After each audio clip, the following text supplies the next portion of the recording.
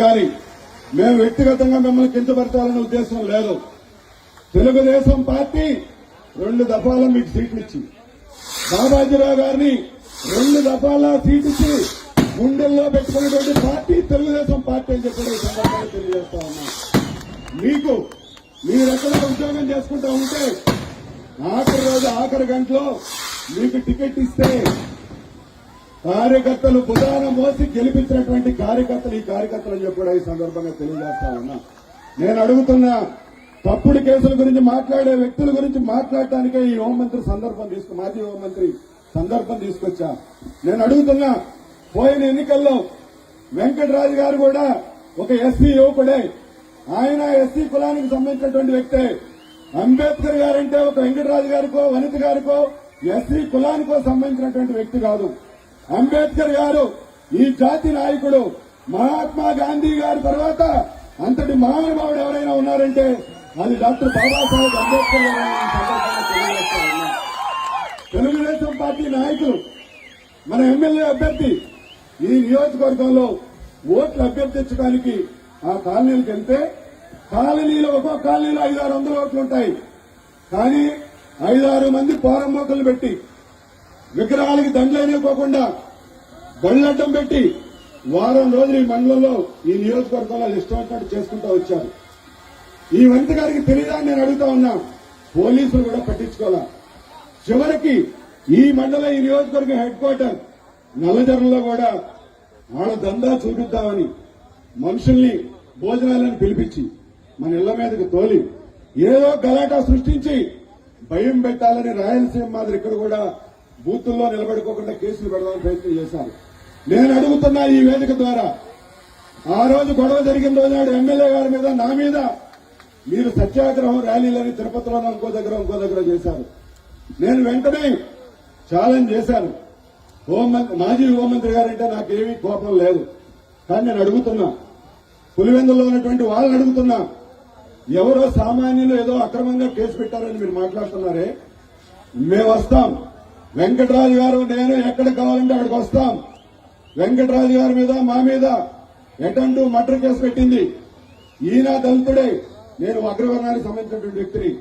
మా మీద SC atrocity కేసుతో పాటు అటెంప్ట్ మర్డర్ కేసు పెట్టింది. మేమెవరిని కొట్టలేదు, ఎవరు తల పగల, ఎవరు ఎరగలేదు. విషయానికి వస్తే చీకట్లో మన నాయకుడు తలే పగిలింది. అటెంప్ట్ మర్డర్ కేసు మేము పెడితే అది కట్టుకోకుండా మన మనుషులు తీసుకెళ్లి జైల్లో పెట్టారు. నేను అడుగుతున్న వనిత గారు, నేను ఎవరినో పరామర్శించడానికి వెళ్ళావు కదమ్మా. వైసీపీ నాయకుల్లాగా మా నాయకులు కూడా జైలుకి వెళ్లారు. వాళ్ళ మండా సురేష్ ఇంకొక వ్యక్తి మా కుర్రాళ్ళు కూడా జైలుకి వెళ్లారు. నేను అడుగుతున్నా, నేను ఎమ్మెల్యే గారు వస్తాం, ఎక్కడికి రమ్మంటే అక్కడికి వస్తాం. నీకొక ఆడబిడ్డ ఉంది. ఎమ్మెల్యే గారికి 2 పిల్లలు ఉన్నారు, నాకు 2 పిల్లలు ఉన్నారు. నేను గాని ఎమ్మెల్యే గారు గాని మిమ్మల్ని చూసినట్లు గాని, మిమ్మల్ని దూషించినట్టు గాని, మిమ్మల్ని కొట్టినట్టు గాని మాకేం సాక్ష్యాలు అక్కర్లా. వీడియో సీసీ ఫుటేజ్లో కూడా అవసరం. మీ కూతురు మీద ప్రమాణం చేసి బాపిరాజు గారు ఎమ్మెల్యే గారు మమ్మల్ని కొట్టారనో, కులం పేరుని తిట్టారనో మీరు మీ బిడ్డ మీద ప్రమాణం చేస్తే ఈయన నేను బెయిల్ పెట్టుకోకుండా జైలుకు పోవటానికి కూడా సిద్ధంగానే ఉన్నామని సందర్భంగా తెలియజేస్తాను.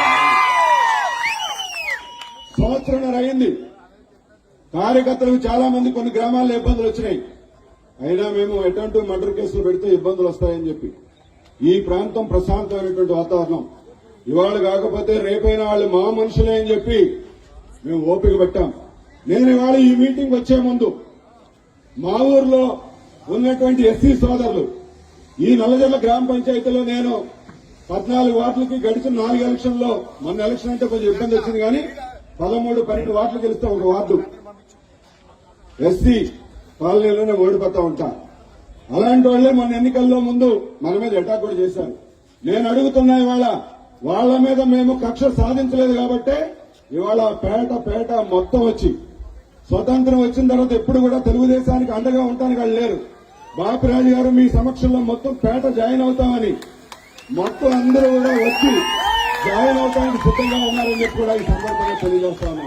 నేను అడుగుతా ఉన్నా, ఇవాళ రాబోయే స్థానిక సంస్థల ఎన్నికలు ఉన్నాయి.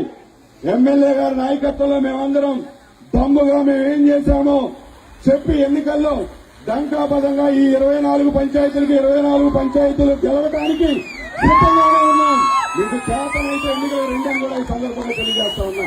అన్ని ఎంపీటీసీలు ఎన్నికలు గెలవడానికి సిద్ధంగానే ఉన్నామని చెప్పి ఈ సందర్భంగా తెలియజేస్తాం. ఎన్నికల్లో